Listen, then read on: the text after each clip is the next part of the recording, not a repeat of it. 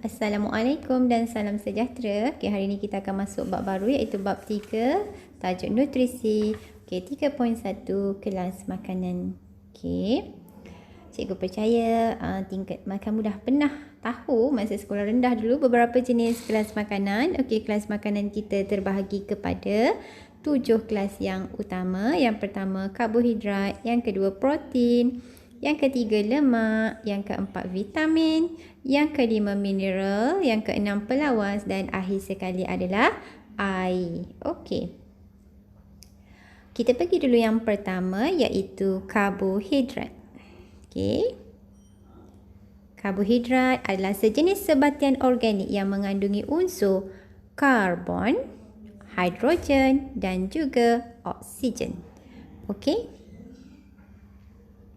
Karbohidrat merupakan makanan ruji manusia kerana membekalkan tenaga yang banyak. Contoh karbohidrat ialah kanji, glikogen dan selulosa. Karbohidrat. Kanji. Tadi yang pertama disebut kanji. Merupakan makanan simpanan dalam tumbuhan. Dalam tumbuhan seperti pokok padi. Kita makan nasi kan. Manakala glikogen ialah makanan simpanan dalam haiwan. Glikogen haiwan, kanji tumbuhan. Selulosa pula ialah karbohidrat yang membentuk dinding sel tumbuhan. Maksudnya selulosa hanya ada dalam tumbuhan.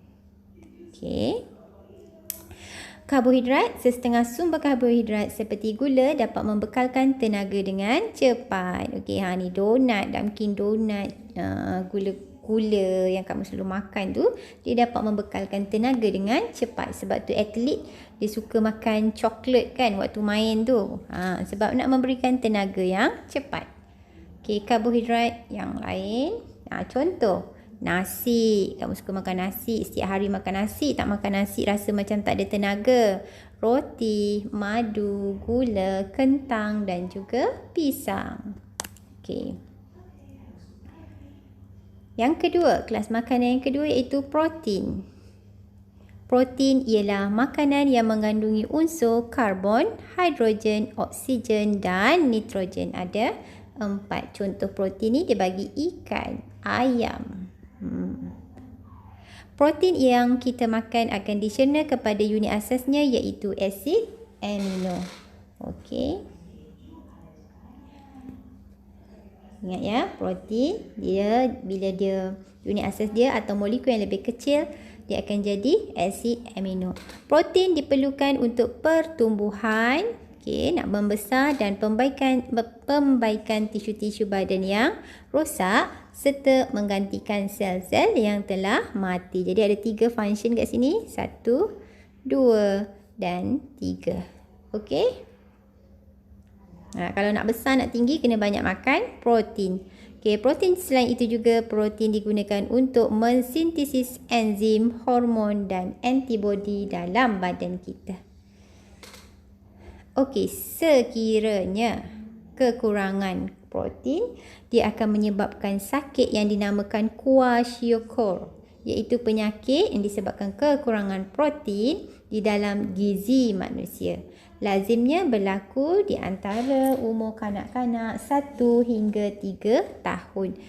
Perut buncit, kaki halus je, tangan pun halus je. Biasanya dekat Malaysia ni tak ada masalah macam ni. Yang biasa berlaku yang tempat kekurangan makanan kat Afrika ke. Ni dia bagi contoh protein, susu, daging, kacang badam, ayam, telur, ikan salmon. Contoh-contoh protein. Lemak. Ni contoh. Yang ketiga, kelas makanan yang ketiga iaitu lemak. Seperti juga karbohidrat, lemak juga mengandungi unsur karbon, hidrogen dan oksigen. Lemak terbentuk daripada gliserol dan juga asid lemak. Lemak merupakan satu sumber dan simpanan tenaga yang tinggi. Jadi lemak ni sebenarnya dia boleh membekalkan tenaga, tapi dia adalah tenaga simpan. Okey, setiap gerangan lemak membekalkan 2 kali ganda jumlah tenaga yang dibekalkan oleh karbohidrat. Okey. Okey, contoh lemak ni dibagi. Beberapa contoh makanan lemak seperti buah avocado, bijirin ni apa ni? Tepung. Selain itu, lemak bertindak sebagai pengangkut bagi vitamin A, D, E, K. Okey, vitamin A, D, E, K tidak larut dalam air tetapi dia larut dalam lemak. Okey, lemak yang berlebihan dalam badan disimpan di bawah kulit sebagai penebat haba, digunakan untuk mengawal suhu badan. Okey, jadi satu sebagai tenaga simpan, satu dia simpan bawah kulit, dia guna untuk mengawal suhu badan manusia, badan kita. Ni dia bagi contoh minyak, kelapa, kacang, mentega, contoh-contoh lemak. Okey, vitamin. Okey, vitamin ialah sebatian organik yang tidak membekalkan tenaga. Okey, vitamin tak membekalkan tenaga tetapi diperlukan oleh badan dalam kuantiti yang sedikit sahaja untuk mengekalkan kesihatan yang baik. Contohnya orang kata kalau musim-musim corona ni elok makan vitamin C sebab dia mengekalkan kesihatan. Okey, vitamin boleh dikelaskan kepada vitamin larut air dan vitamin larut lemak. Ada dua. Tadi kan cikgu cakap kan, larut lemak dan larut air. Kita memperoleh vitamin daripada sayur-sayuran, buah-buahan, susu dan juga daging. Okey, vitamin ada dua tadi kan, vitamin larut air dan vitamin larut lemak. Okey, vitamin larut lemak A, D, E, K, vitamin adik. Manakala vitamin larut air ialah vitamin B dan juga vitamin C. Okey, contoh vitamin kita akan dapat daripada buah-buahan lah.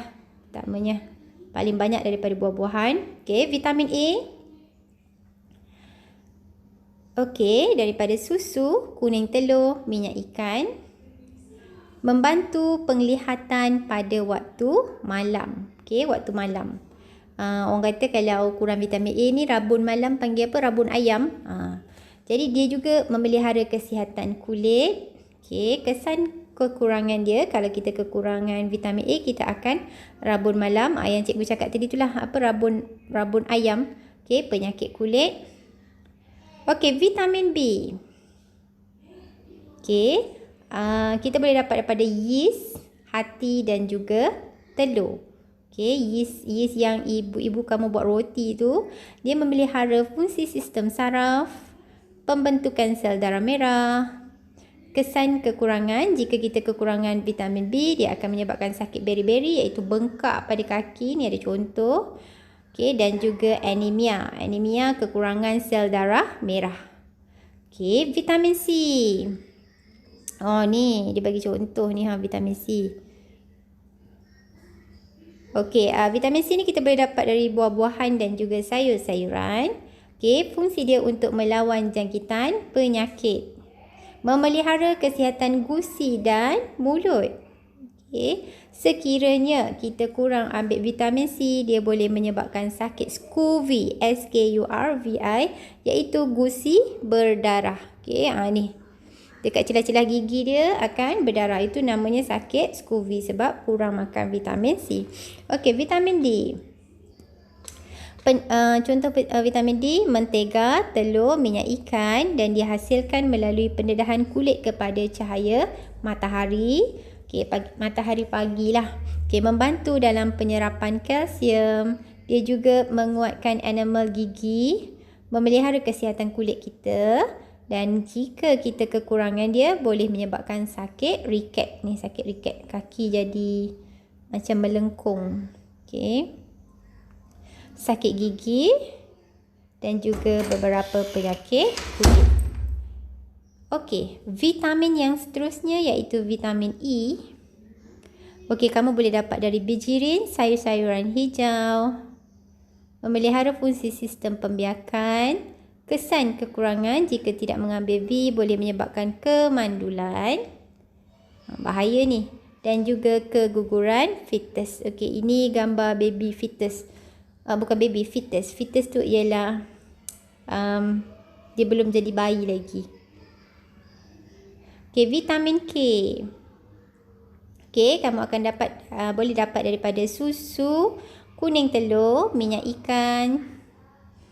Okey, jika kamu tak ada vitamin K, fungsi vitamin K ni mempercepatkan proses pembekuan darah. Kalau kamu luka, darah kamu akan membeku kan? Okey, yang buat ni yang membantu pembekuan darah adalah vitamin K. Jika kamu kurang atau tiada, nak kata mesti ada tapi kurang kan dapat vitamin K ni, kamu akan menyebabkan darah lambat membeku. Okey, bahaya kalau darah lambat membeku. Okey, jadi cikgu stop sampai vitamin. Kita sambung nanti next class. Okey, terima kasih pelajar.